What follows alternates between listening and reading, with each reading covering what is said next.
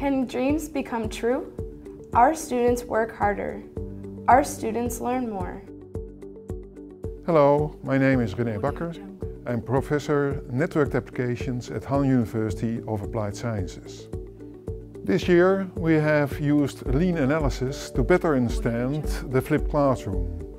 Lean analysis has its origin in the automobile fabrication, and the main concept in lean is to reduce waste.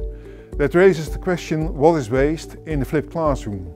And waste is student time, teacher time and dropout students, as we have stakeholders, students, staff and government. Hello, my name is Nick van Diepen. I'm lecturer in computing science at Han University of Applied Sciences.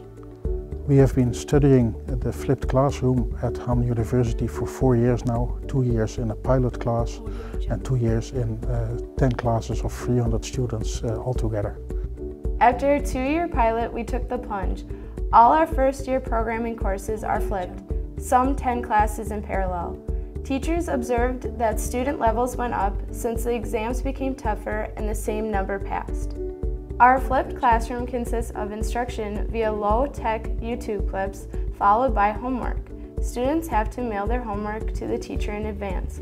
No homework done, no admittance to the feedback part of the lesson. The question and deepening parts of the lesson are open to all. 5 out of 7 principles of good practice in education are met, especially active learning, prompt feedback, and time on task. How efficient is our approach? Can we avoid waste? Here, waste is student time not spent on learning, staff time not spent on teaching, and student dropouts. Students who participate actively are happy with the flipped classroom. In the pilot, one of them commented, "I have never worked so hard for a course and I never learned more." Staff members are happy with the results. Teaching has changed though, and more support is needed. We are working on staff support for homework and interactive video clips where students get feedback automatically.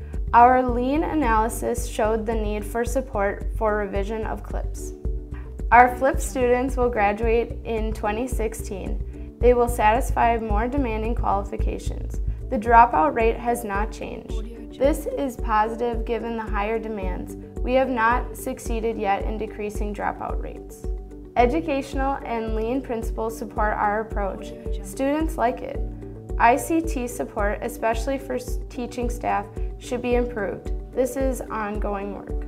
Our first discussion question: how can we deliver a state-of-the-art programming course in the flipped classroom with annual big technology changes that require extensive remaking of instructional videos?